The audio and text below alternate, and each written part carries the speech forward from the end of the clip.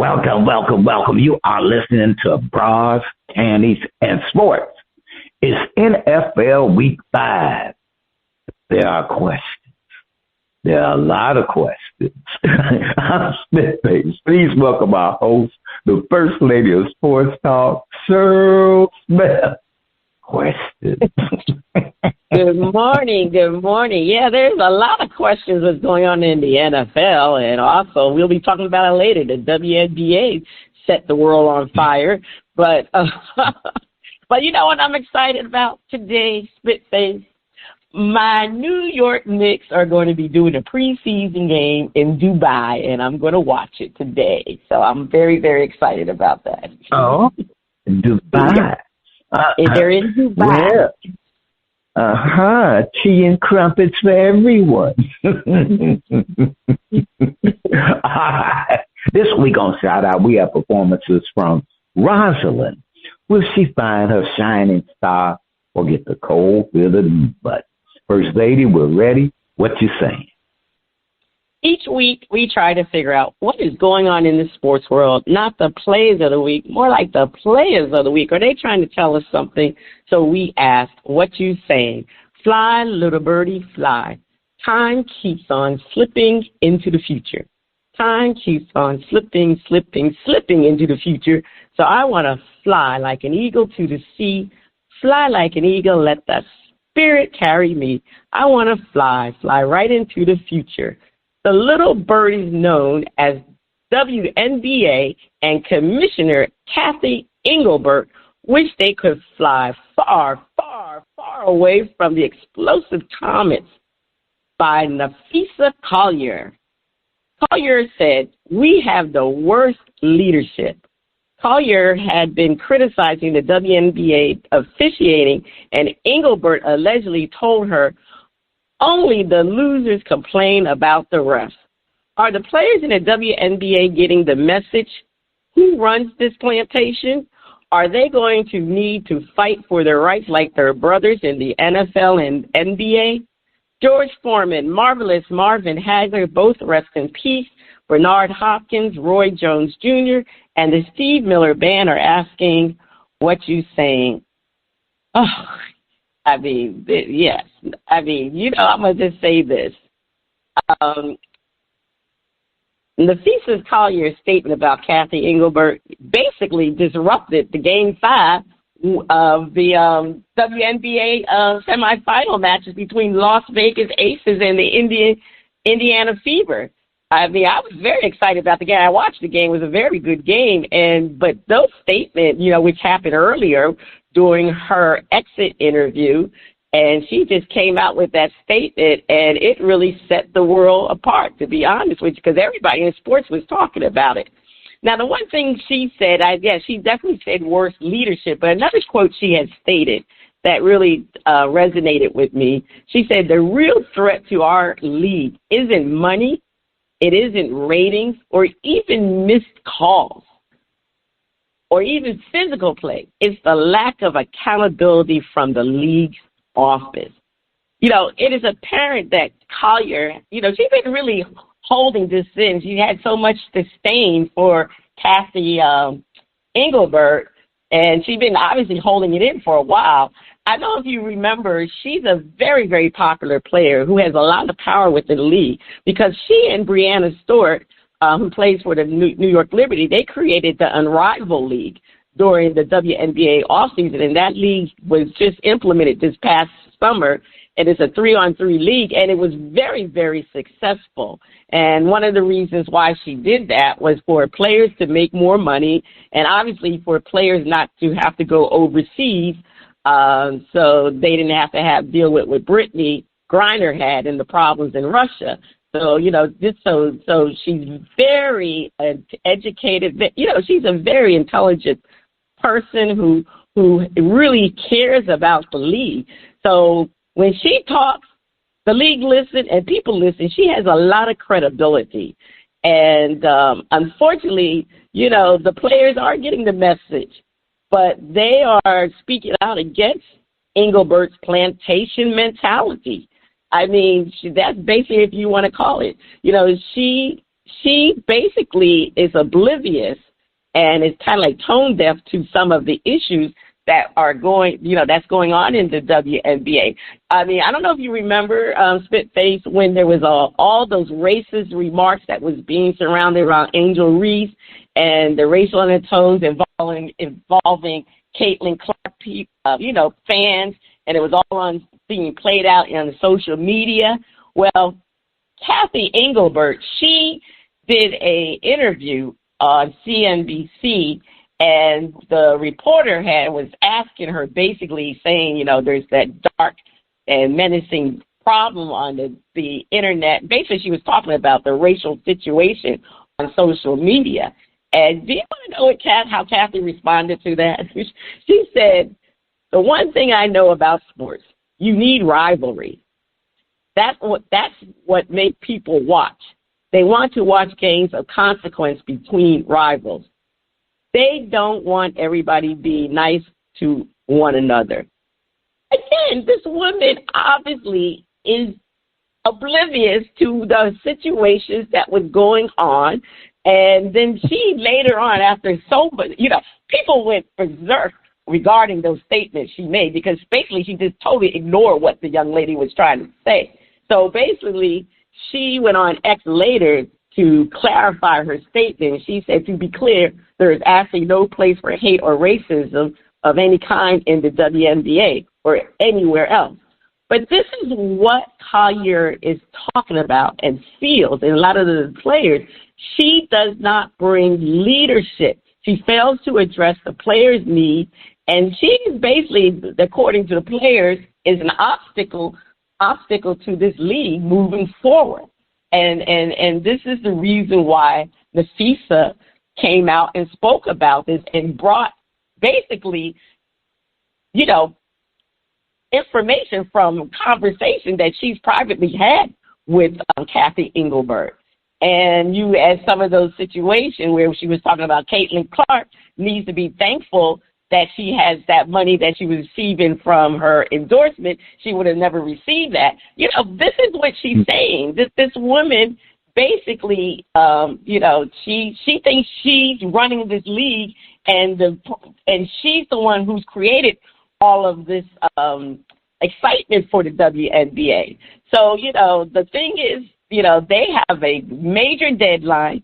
The current collective bargaining agreement expires October 31st of this year.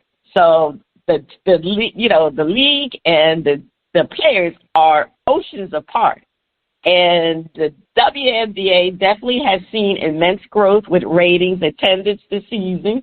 They've expanded. They're going to expand from 12 to 18 teams by 2013. Now, Engelbert, this is what I'm saying, like she's running the plantation. She basically thinks she's responsible for the growth of this league, because one of the things she said, they need to be thanking her for the new media rights deal that's going to be worth $200 million and is going to start next season. So the bottom line, she is part of the reason the WNBA has grown, but she's not the main reason. Again, she needs to understand the players are the product.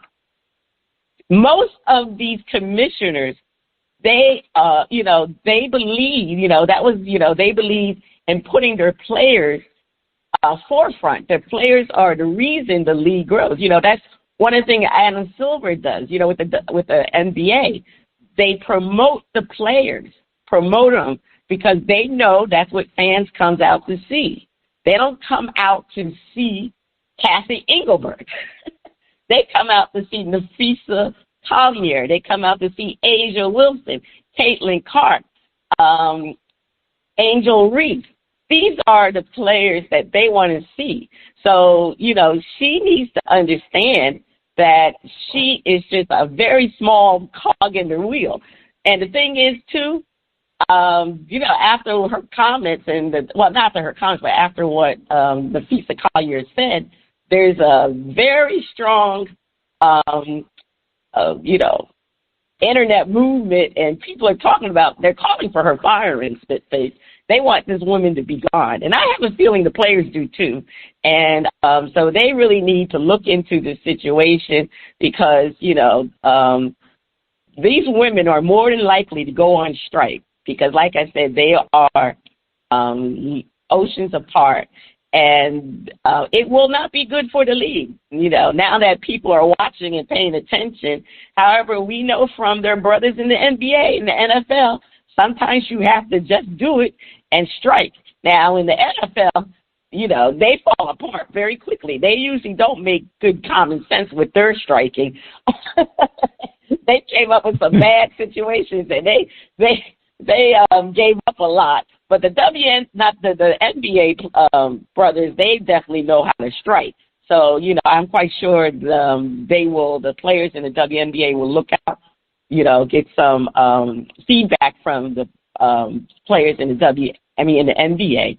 So, this is going to be an ongoing thing. And I just see right now, I think Adam Silver is the one who's really in charge, really, I think he's also over the WNBA, even though Engelbert is the commissioner, but Silver has a lot to say.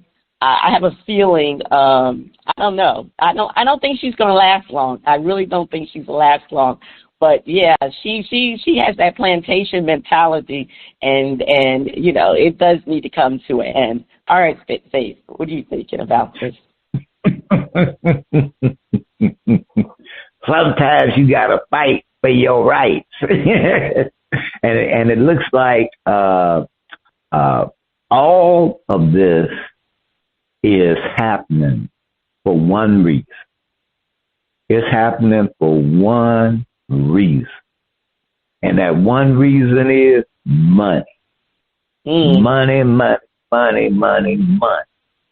And First Lady, when you say that they are oceans apart, there's no ocean to be apart from unless it's money. And that is the bottom line. Now, the NBA caught on early that the era of the team was declining and the era of the player was ascending. So they looked and they said, you know what? We can have a lousy team, but if there's one superstar on that team, we can still be profitable. And on top of that, we can make money. Well, that is what profitable is. But we can make more money than if we focused on this losing team. And when they got that, they said, whoa, it's still about the money. But you know what? Since we got all this money coming in, we'll huff and puff and, and try to make the, best deal that we can get for ourselves. And we'll let them try to get the best deal we can get for ourselves. But we know that we want to promote these superstars. So it's a whole lot of latitude. Now, the NBA commissioners, because it wasn't just one, when they got that, everything started growing for them. And they were like, you know what? Well, we got it. Now, the NFL and Major League Baseball were a little bit slower because they were entrenched. And the plantation mentality in the NFL is still entrenched. It's still entrenched. Speak this to Lewis Sanders and a few other players. They'll let you know it's entrenched, baby. But they have said, hey, you know what? Most teams are not going to make it to the playoffs.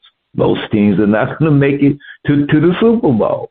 So we got to, for these markets, if they got that star player and we hype that star player, it's worth it to them. So they expanded and growing. The WNBA is in a situation that those other leagues were in maybe about 30 years ago, where it was like, we getting ready to make that move where the big money and explosion is coming in. And basically, the WNBA has said, look, we want to make sure we got to let these players know that we run the show. We own the team. And, y'all going to make money, but we're going to dictate how that's going to happen. And I'll say maybe, maybe that NBA commissioner will have a little influence and say, you know what, that model ain't going to work. It ain't going to work. And what's going to work is y'all need to work out something where these ladies start making big money so that they can promote, which is going to promote the league. And do it now, and you'll make the money earlier.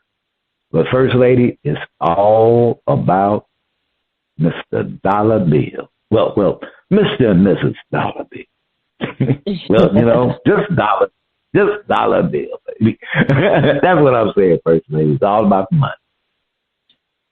All right. Well, it is about money, and I guess that's why, the Kathy Engelbert is being such, not basically giving in to the players because, last year the WNBA was expected to lose about $40 million, $40 to $50 million in 2024. Now, is that because of the players? No. That could be just bad business dealing from Miss Kathy Engelbert. That is, in the league and the teams. So, that's what it could be about, and the players shouldn't be hurt by that because, like you said, when that new media rights deal goes into effect the next year, they need to get a piece of that pie. So, it's going to be a battle, and we'll see. But Engelbert, I don't know if she's going to be able to survive this latest problems and situation with the FISA Collier.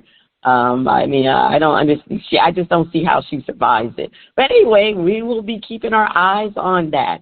All right, Spitface, over to you. All right, don't call it a comeback. I've been here for years, rocking my peers and putting suckers in fear, making the tears rain down like a monsoon. Listen to the bass go boom.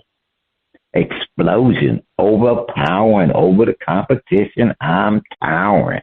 Reckon shout when I drop these lyrics that'll make you call the cops. Don't you dare stare, you better move. Don't ever compare me to the rest that'll all get sliced and diced. Competition and the price. I'm gonna knock you out, huh? Mama said knock you out, huh? We are talking about the knockout punch by the Chiefs to the Ravens, 37-20, and it wasn't that close. Is it time to stick a fork in the Ravens? Is that bird done? Have the Ravens stepped into the dimension beyond our senses? Are they in the twilight zone? Is beating a discombobulated Ravens team a sign the Chiefs have got their mojo back? Are there dark clouds ahead? Leroy Satchel Page, Walter Buck Leonard, and James, my man, Cool Papa Bell, are asking what you say. First Lady, I'm looking at the Ravens, and I'm a little bit mystified and bewildered. I'm like, what is going on? It's like we can't play defense. We can't play offense. I don't know. I do not know what they did in the off season, what they did, off the field or whatever. But it's just these are not the Ravens that I've been used to over many, many years. I mean, that they've had some I'll just say some poor seasons. but there was always a certain fight, either that defense was going to be hard hitting or, and it's just someone just sucked the air out of it.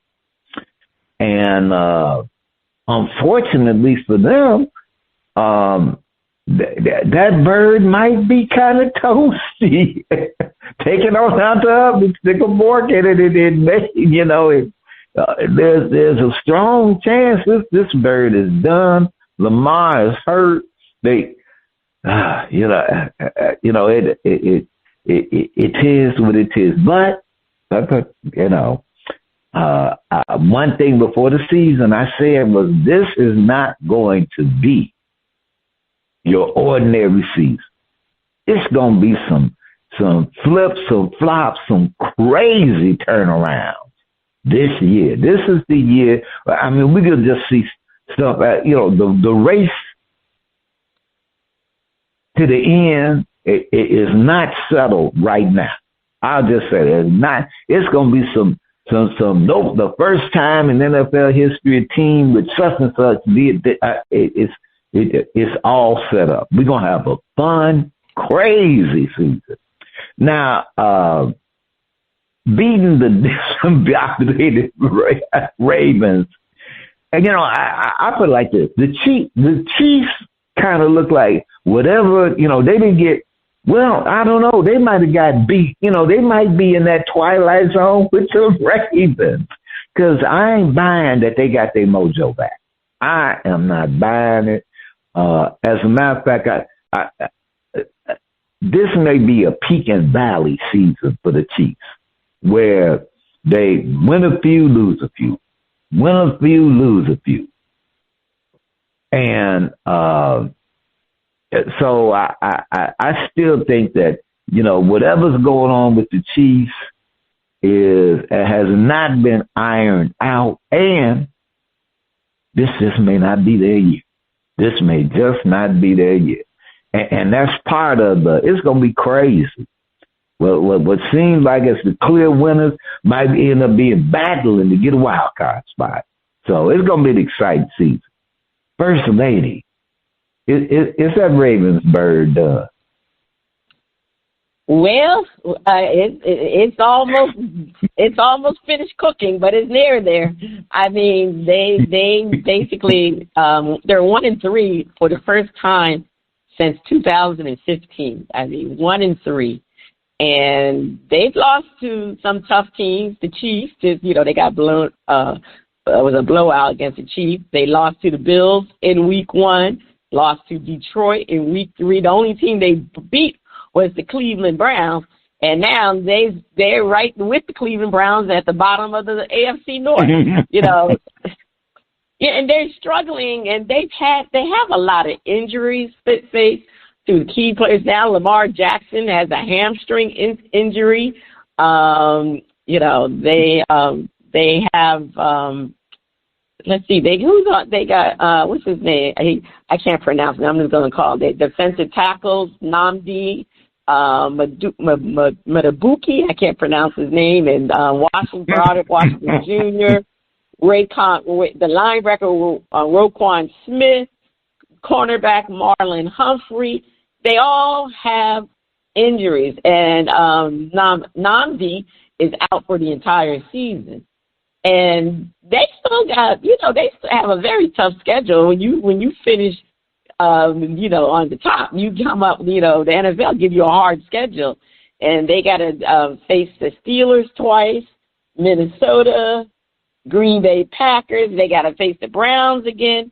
So they are struggling. They are struggling with the injuries.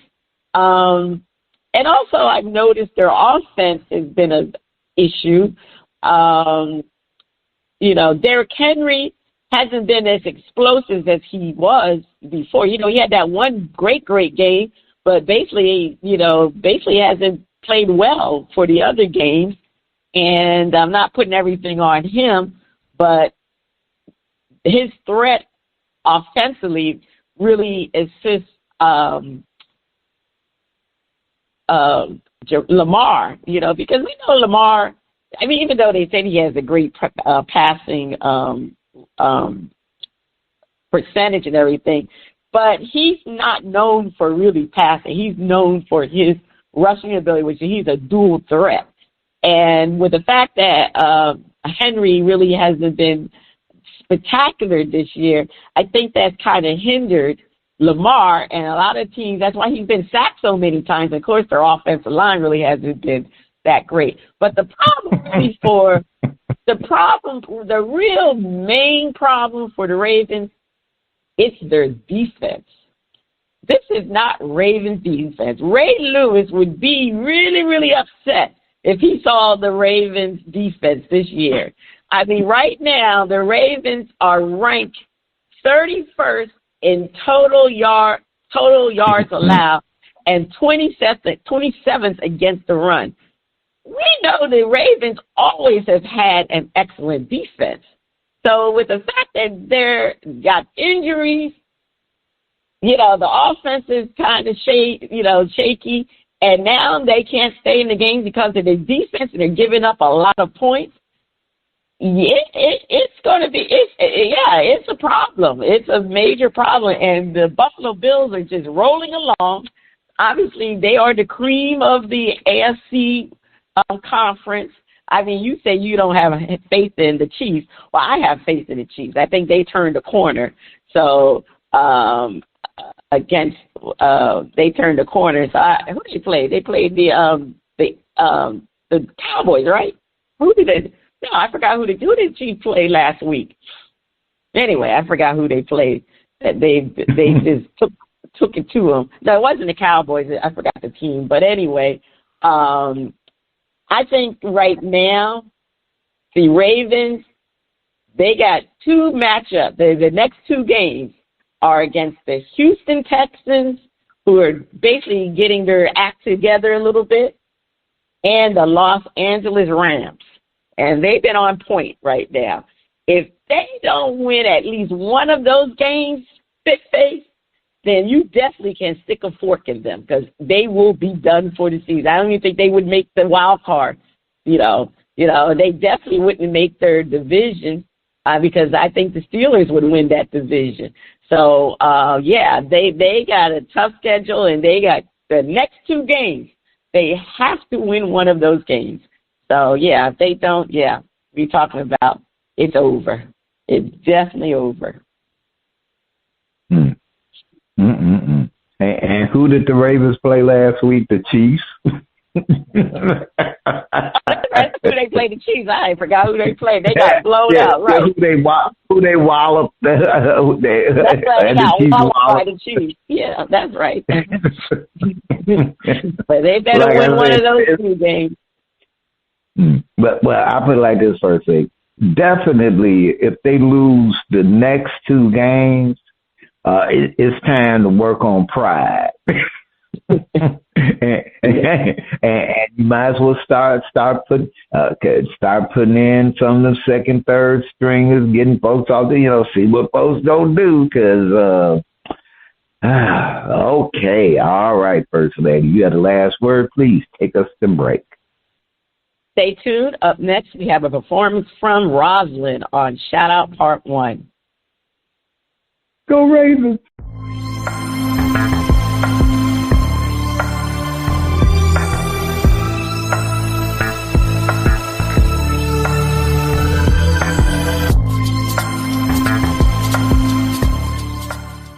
The music flows in from around the globe to get a shout out from the panel. First Lady, I can't wait to hear the music from Rosalyn. On Shout Out, we featured new independent artists who are looking to find their shining star. If we like what we hear, we'll give the track a shout out. If we don't like it, we hit the mute. On the first part of Shout Out, we are featuring music from Rosalyn and her hit album, I Love the Music. They say, quote, my music is a bit R&B mixed with pop and neo-soul. They feel the feel can be a little old school mixed with new school. I'm influenced by so much that I tried to sprinkle it in my musical style. All right, let's get this neo soul, R&B, and pop mix song. I love the music. So much to take in.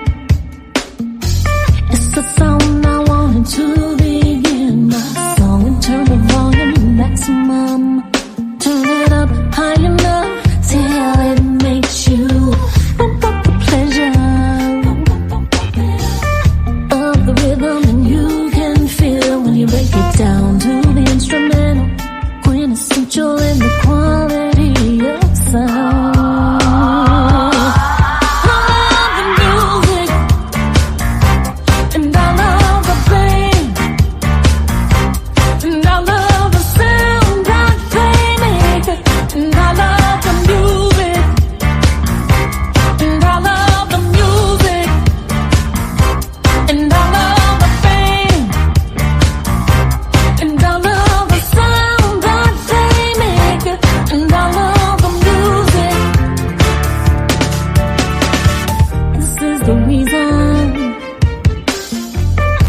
Pulled over because I bump so loud. Ain't gonna stop now.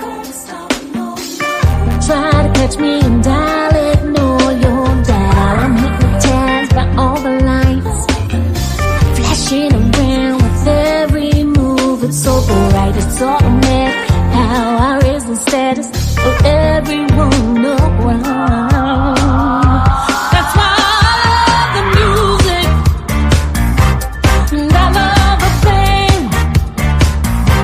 and I love the sound that they make, and I love the music, and I love the music, and I love the fame, and I love the sound that they make, and I love the music. Listen, it's not that hard, I'll be around 10, that's the start.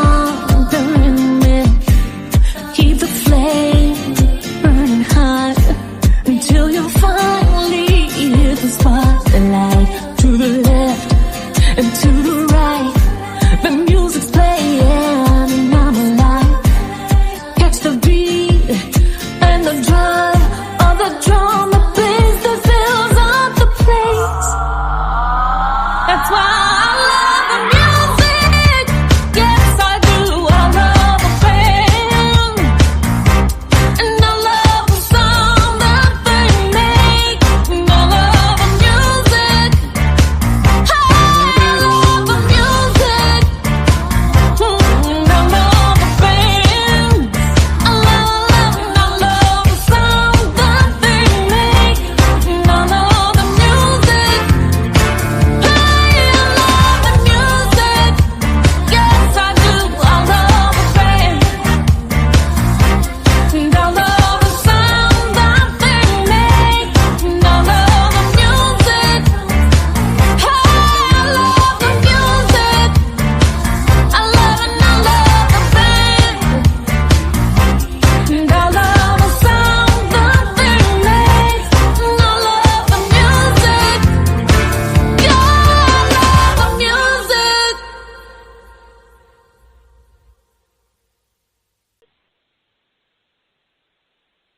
All right. I love the music. All right, Spitface, are you going to hit the mute button, or are you going to give it a thumbs up? Shout it out. Thumbs up. I'm gonna shout it out. I like how she said that she likes to sprinkle a little bit of this and a little bit of that. Sometimes artists, they sprinkling is just mixing everything up. And she has a nice little, she adds a little touch, and that's exactly it. A little touch of this and that to make the song really nice. So I'm shouting it out. All right. Okay. So that's what you think. Yeah, I'm going to shout it out myself. I thought it was a great song. She I can see where I don't consider that one to be R&B. I think that was more pop to me. But she is influenced by, I can see the different genre. But I'm going to shout it out. So on part 2 of Shout Out, we'll be featuring another performance from Rosalyn. Is that the sound of our favorite underwater friend? Is it time for Flip It?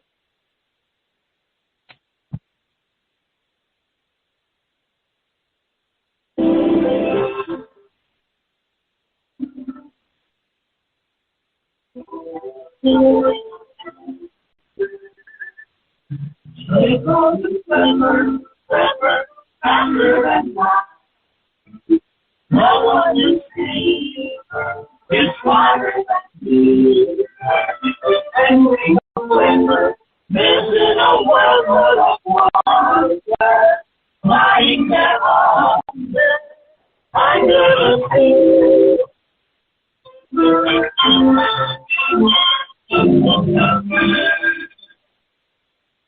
All right. Flipper is excited. It's another nice day in Florida. Flipper ready to get on out there and find some tunas. All right, it's time for Flip It, where hosts defend a point and then flip the script and defend the other point of view. The Yankees are a winner in a winner-take-all Game 3 against the Red Sox. We wonder who will advance. Defend. The Yankees will advance. Boston should have beat them when they had the chance. One thing, not being a Yankees fan and not being a Yankees hater, looking at the,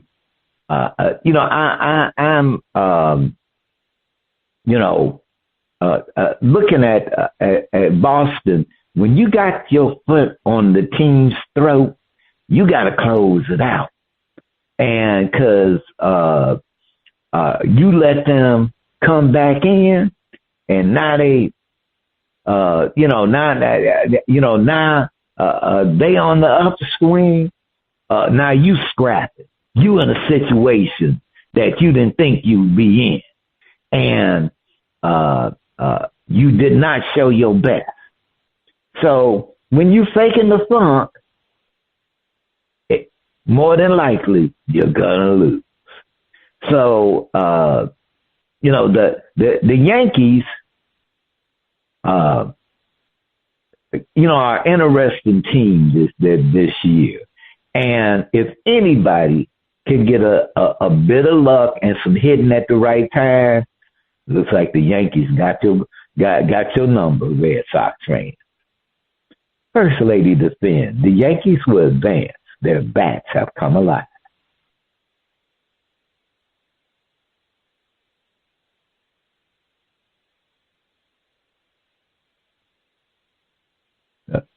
First Lady, you may be muted.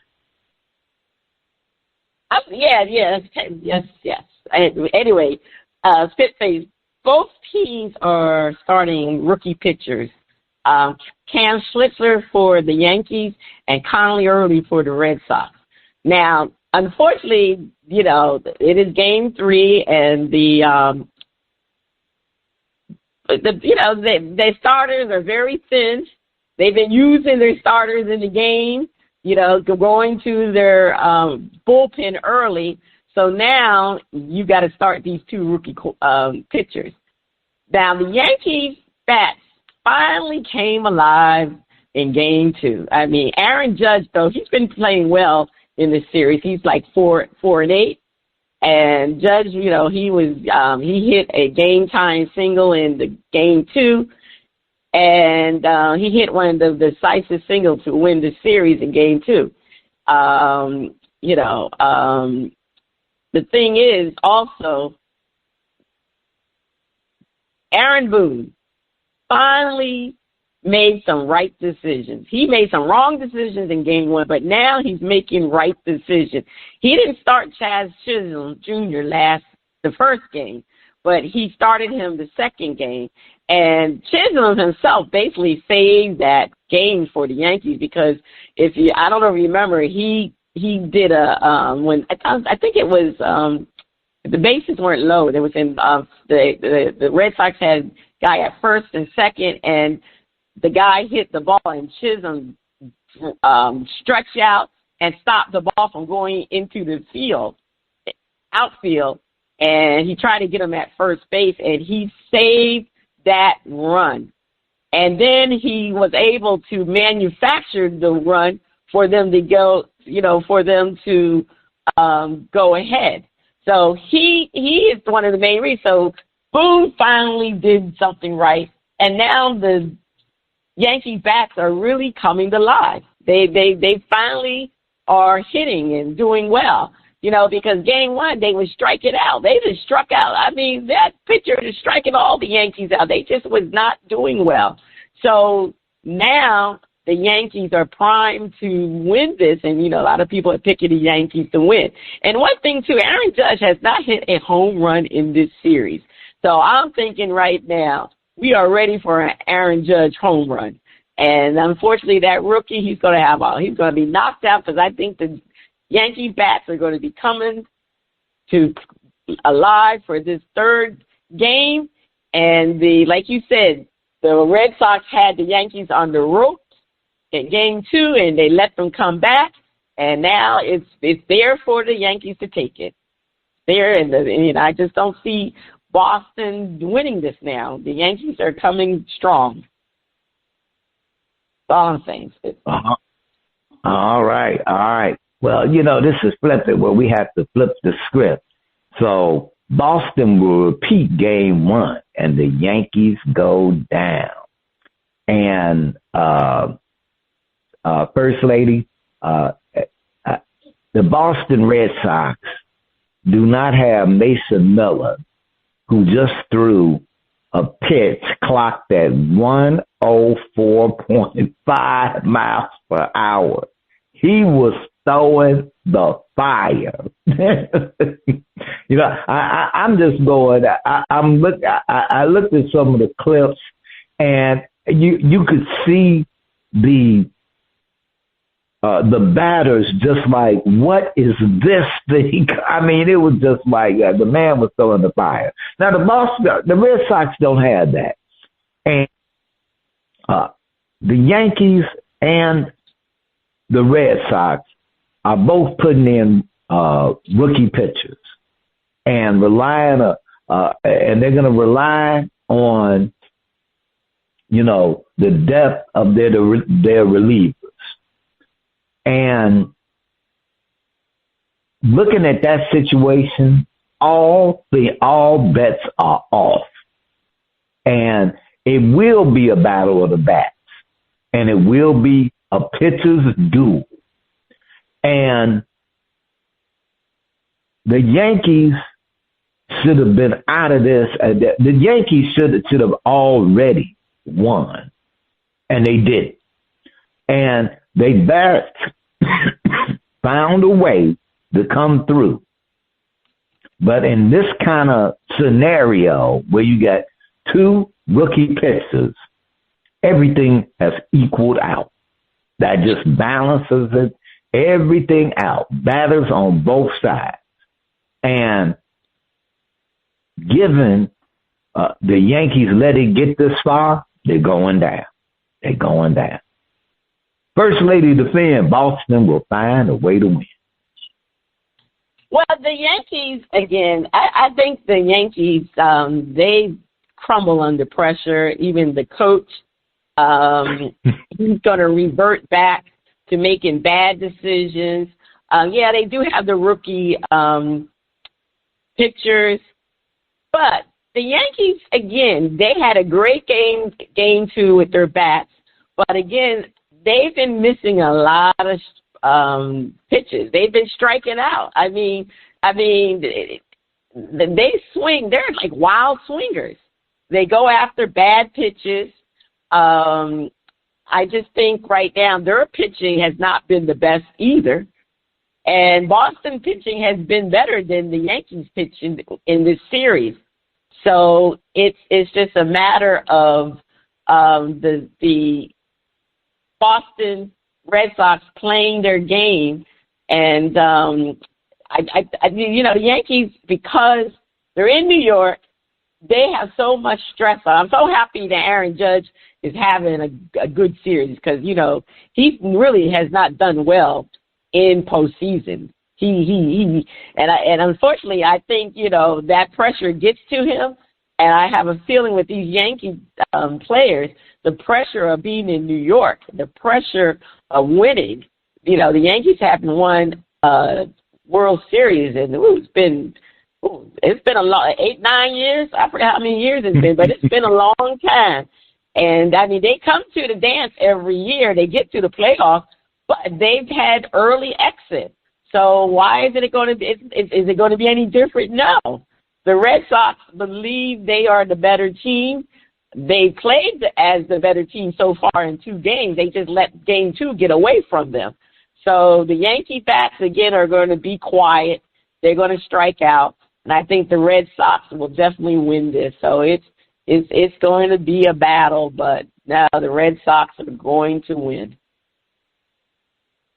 All right, First Lady, we've heard both sides, and we flipped it. And over to you for more flipping. Okay. The Cleveland Browns have benched Joe Flacco and named Dylan Gabriel the starter. We wonder if Gabriel falters, will they give Shador a shot at starting? Spitface defend. Gabriel is on a short leash. He stumbles. Shador will be under center. Defend.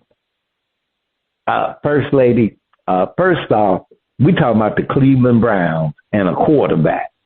They just don't make good decisions when it comes to quarterbacks and who should play, who should be the backup, who should be third string, what quarterback should we trade for? This is a team that was in the wilderness when it came to playoff appearances for many a year, many a season.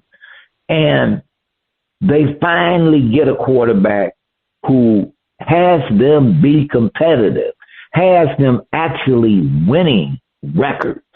And what do? They kick them to the curb for a possibility because they saw such great talent.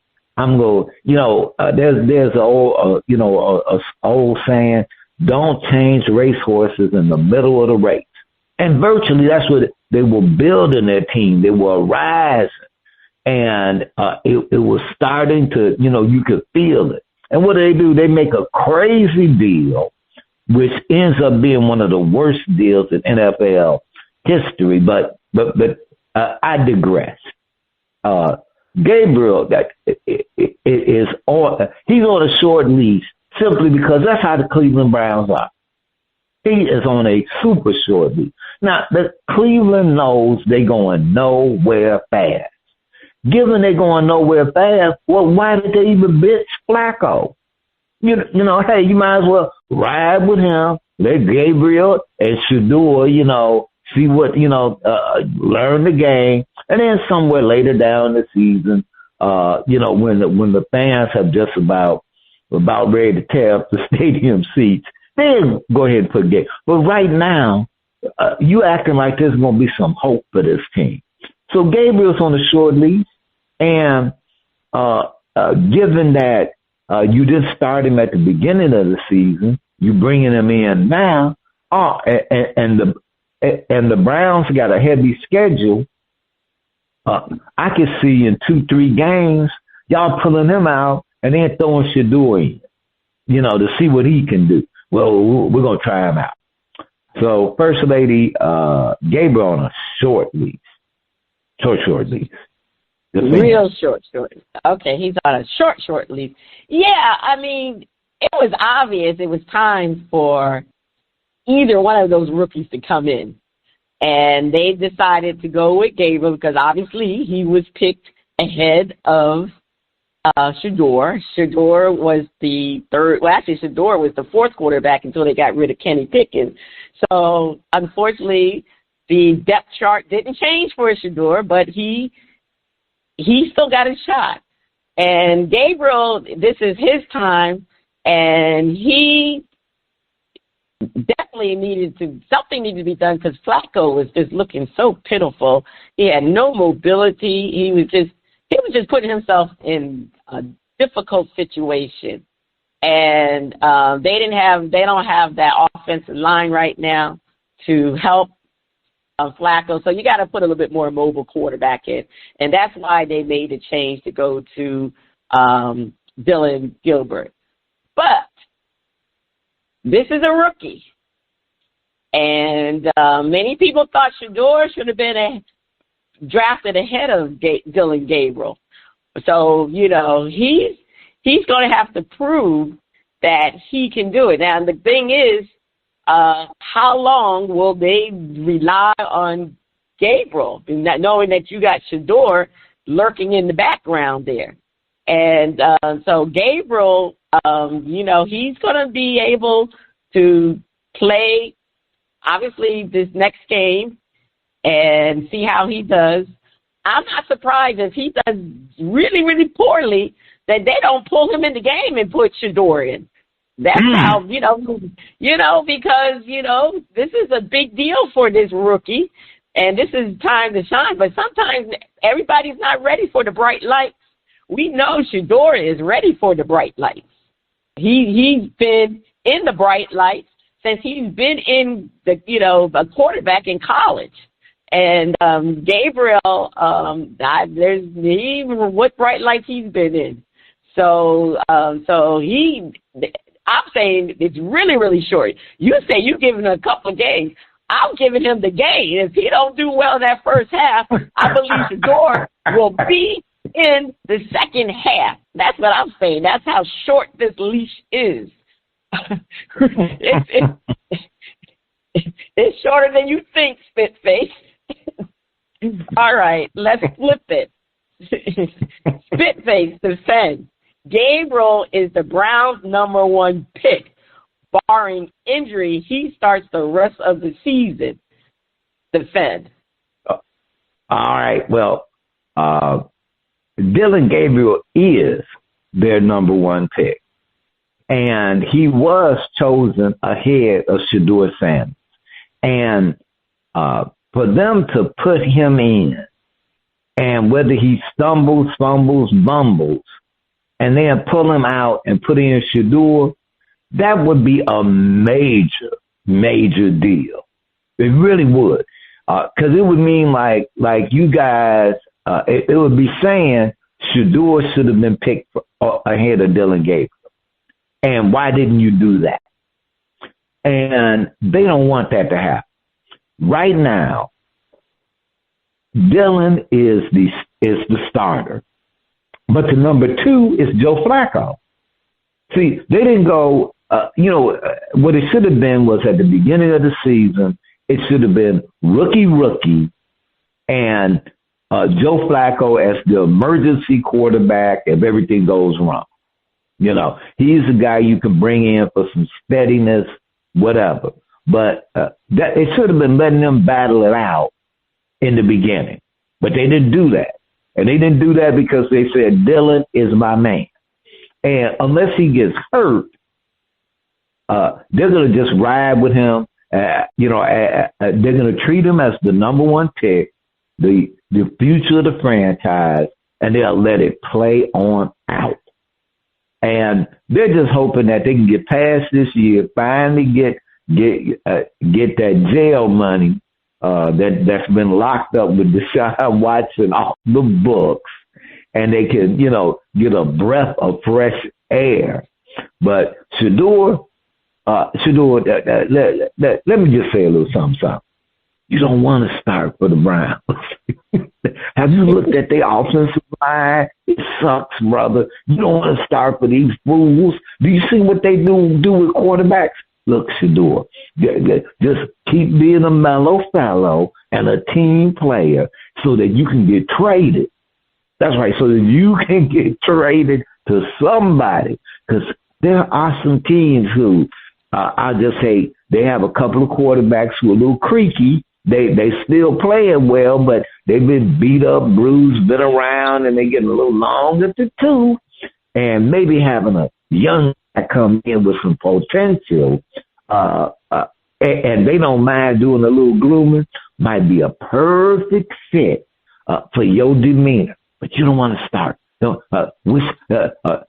Gabriel, stay upright, Gabriel. Stay upright. So Shador got to start.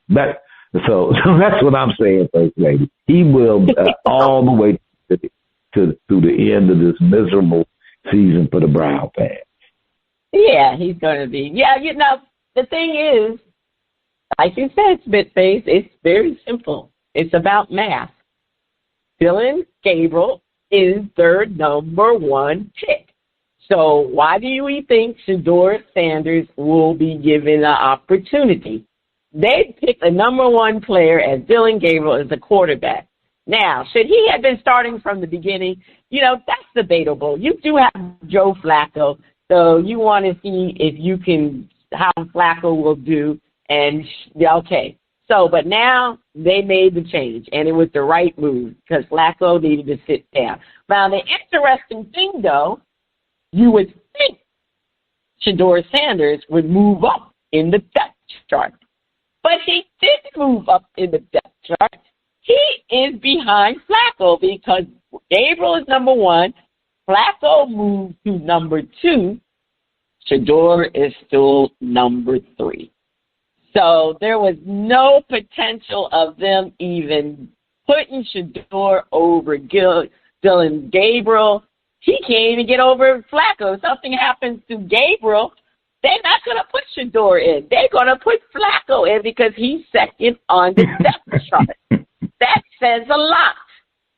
Now, is that right or wrong?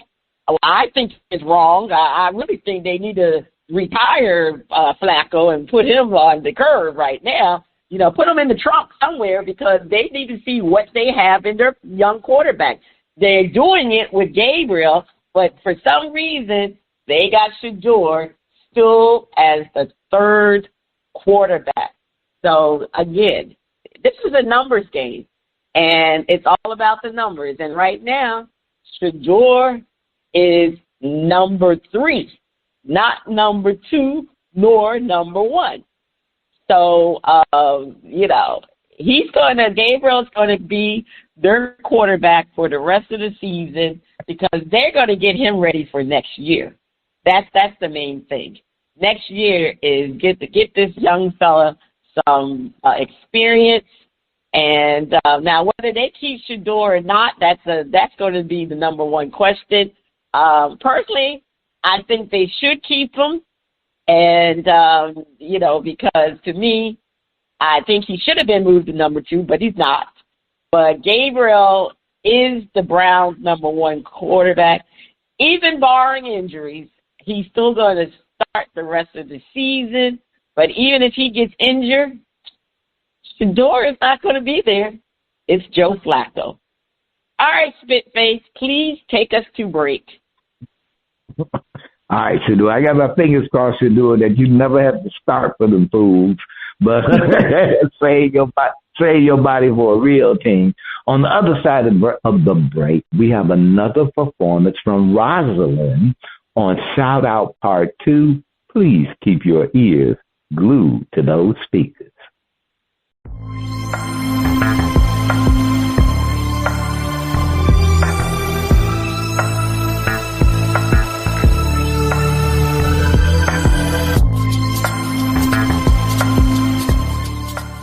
Welcome back. The music flows from around the globe to get a shout out from the crew. Spitface, over to you. Okay, on the second part of shout out, we are featuring another track from Rosalyn. You don't want to hear this from I'll just say someone you trying to hook up with. Let's hear anyone else but you.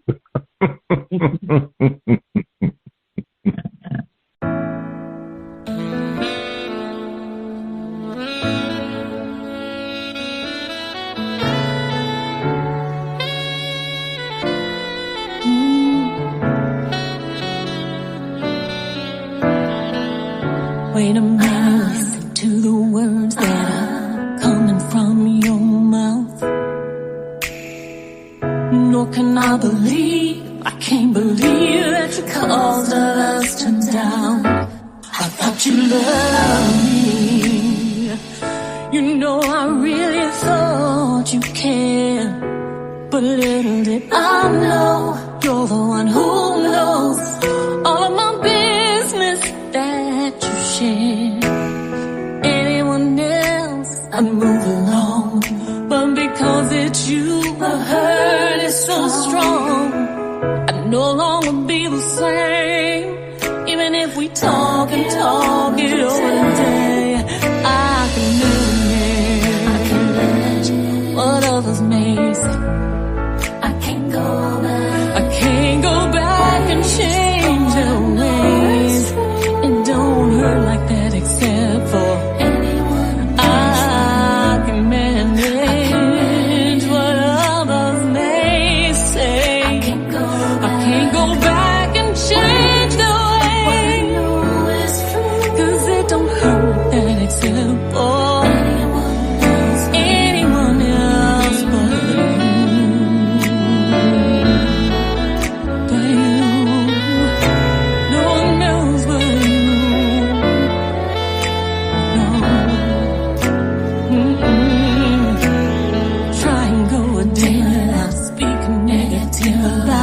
Someone you love. No, it's not that easy. It's not so easy when you don't have no good to show. 'Cause you don't know how it's been so long since you've taken time to give the positive good. The negative should. It should make you wanna turn things around. I will give you help if you want it. I'll be the first, to start it. I'll be happier and it will make my life so much easier to manage. I can't manage what others may say. I can't go back and change the ways. It don't hurt like that except for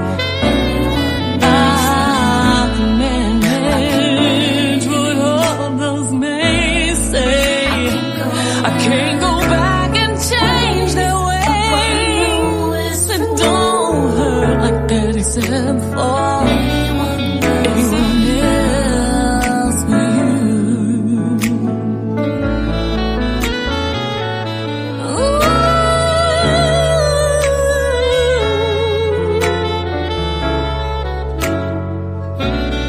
I can manage what others may say. I can't go back and change the way. It don't hurt like that except for I can manage what others may say. I can't go back and change the ways. It don't hurt like that except for anyone else but you. Nobody else but you. It don't hurt like that except for anyone else but you.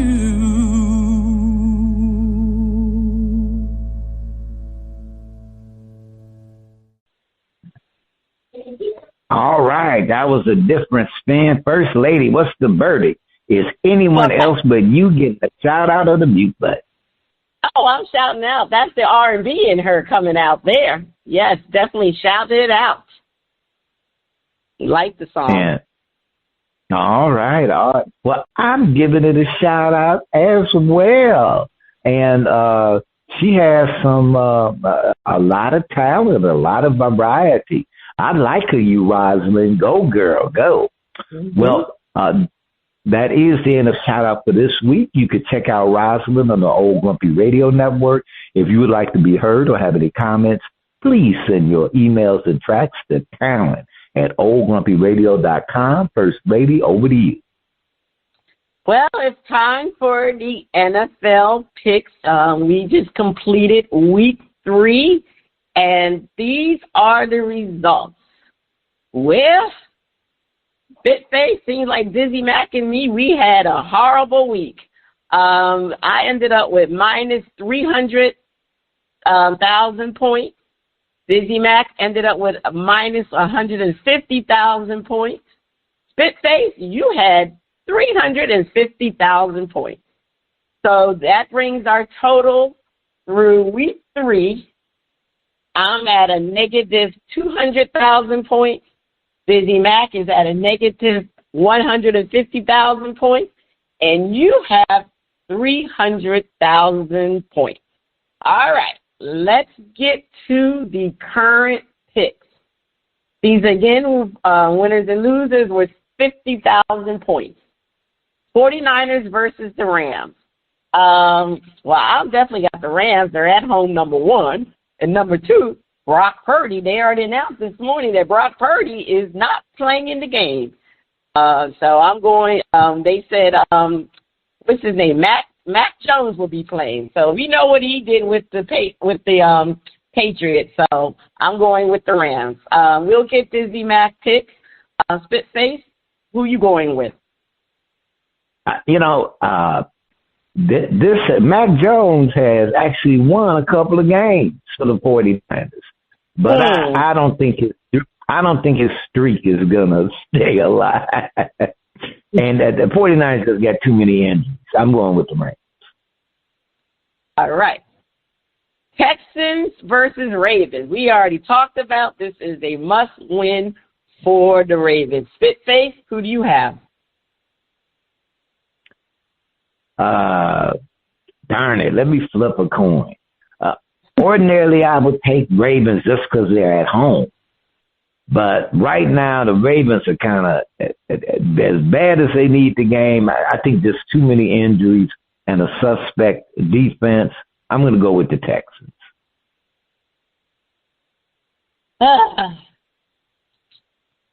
The question is Lamar going to play? You know what?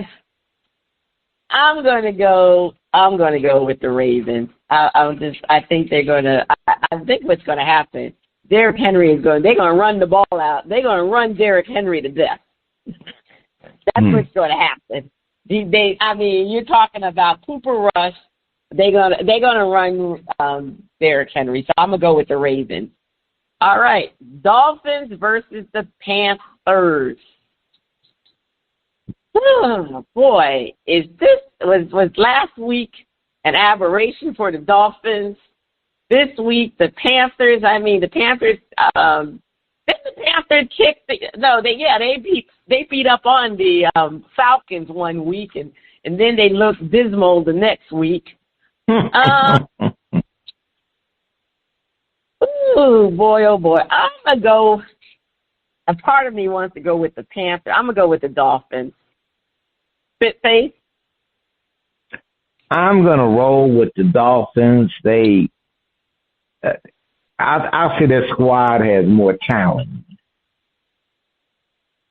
Yes. All right. The Giants versus the Saints. This is an easy one. All right, Spitface, who are you going with? Ordinarily, I'd go with the home team, but you know what? I'm going to go with the Giants. That they're going to be on a 2-game winning streak with their new quarterback. That's right. What's his name? Dart? I forgot his first name, but Dart. Dart. What's his name? I just got the Dart myself. So. Yeah, I know. That's all I know is Dart, too. All right. Yeah, I'm going with the Giants. The Saints are probably the worst team in the whole league. I would say so. The Saints are pathetic. All right. Cowboys versus the Jets. Wow. Cowboys versus the Jets. Dude, the Jets need a win in the worst type of. Okay. I went with the Jets against the Dolphins. I thought the Jets were going to win that game. And they really should have won the game. They just had a lot of fumbles, miscues, everything else under the sun. I am going to go with the Jets. I don't know why, but I think they are going to finally win the game. And who do you have, Spitface? Yeah, Dak is playing out his mind, and the Cowboys ain't got no defense, and CD Lamb is out. I'm gonna roll with the Jets. The Jets need a win, and they have enough talent to actually get a win. So Justin Fields needs a win. I'm gonna go with the Jets. Okay. All right, moving along, the Broncos versus the Eagles. Now, they said, the Eagles. Broncos versus the Eagles. All right, Spitface, who do you have? I almost feel like the Eagles, like you feel with Patrick Mahomes. Don't bet against them. I can see the Broncos steal it because they're a good enough team where they can steal the game. But I got Eagles at home. Got to go with them. Yeah, fly, Eagles, fly. But this is upset alert. I see the Broncos could upset the Eagles. But everybody been talking about, the Eagles, they should have been, they should have lost this game. They should have lost this game. If this was done, it's this way. It's. So, but I'm going to fly with the Eagles. I'm flying with the Eagles. All right. Buccaneers versus the Seahawks. Let me see. Both of them lost last week. I'm gonna go with the Buccaneers. Yeah, you got two good teams going up against each other. Oh, wait a minute. Can I change my mind? I'm sorry. I misunderstood you. I don't know. I had the Raiders in my mind with the Seahawks. That's what. Why did I think the PK? No, I'm gonna go with the Seahawks. I'm thinking the Raiders. I'm sorry. Okay, I'm sorry. Go ahead. I didn't interrupt your flow, but I want to change my pick. Seahawks. Okay. All right. Actually, these are two good teams, and but I'm looking for the Bucks to steal one on the road. Plus, they have a good road record, so I'm going to go with the Bucks. Okay. I had them too, but no, I think the Seahawks are going to be good. Commanders versus the Chargers. The question, the Commanders versus the Chargers. All right, Spitface, who do you have? I can see the Chargers losing this game, but I'm going to go with the Chargers at home. I was trying to see is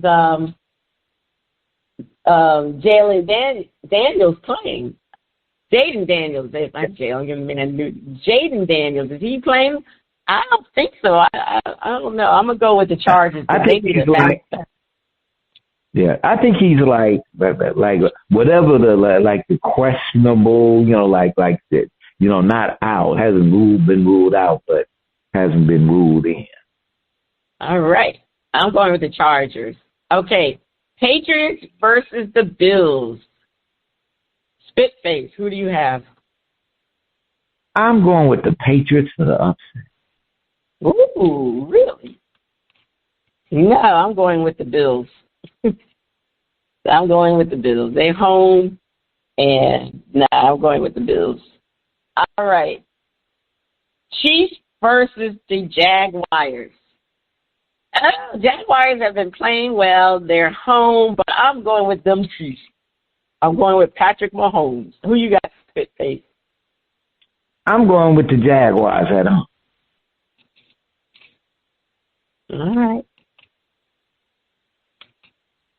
All right, we got our over, under, and push. These are worth 100,000 points. All right. Spitface, Dak Prescott, 3 passing touchdowns. What do you have? Over, under, or push? You're going with push. You're going with push. Who are they playing? I just said they were playing. The Jets. The Jets? Oh, the Jets defense Definitely has been impressed. horrible. The Jets defense has really been horrible. But you know what? I think Aaron Lynn is led into them, cussed them out. I am going to go with under. Bo Nix, 2 passing touchdowns. I'm going to go with push. What do you have, Spitface? I'm going push. Okay. Geno Smith, 1 interception. He had, what, 3 last time? I think he had 3 interceptions last game. Yes, he did. Lately, he's been an intercepted machine. Well, you know what? I'm going to go with under since he had 3 last time. I just don't think he's going to get another. He had to work on those interceptions. So I'm going to say under. What do you have, Spitface? I'm going to go under. Mm-hmm. Yeah, he got to pay attention to that.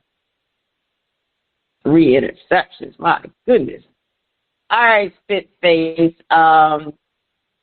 Justin Herbert, 3 touchdowns. I'm going push. You're going to push. And who did we say they're playing? I got to see who they're playing. The Commanders. 3 touchdowns.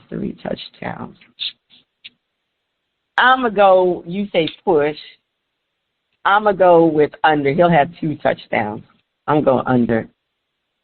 Derrick Henry, 100 rushing yards. I'm going with over because, like I said, they're going to run the treads off of Derrick Henry with Cooper Rush as the quarterback. All right, Spitface, who do you have? What do you have? Over, under, or push? Derrick Henry, 100 rushing yards. I'm going to go under. Mm-hmm.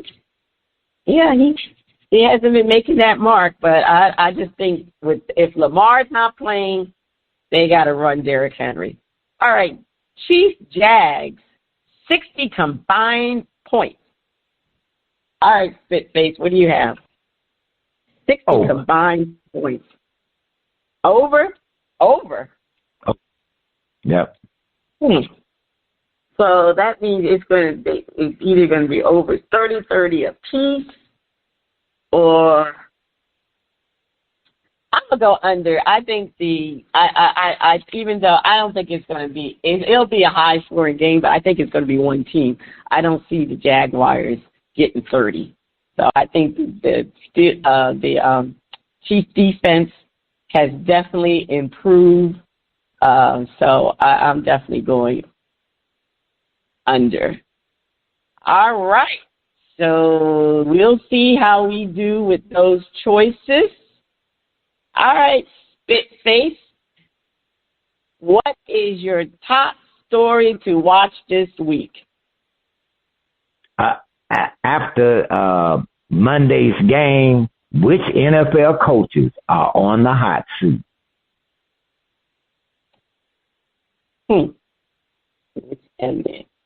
All right, my top story to watch is basically the fallout of that WNBA storyline. I just wanted to continue to see what the fallout is. Kathy Engelbert going to be able to stay in her job? Or, I'm looking for Adam Silver to come out and say something. So that's what I'm talking about. The WNBA has put people on notice. All right. This is Cheryl Smith, the First Lady of Sports Talk, and Spitface. You have been listening to Bras, Panties, and Sports. See you next week.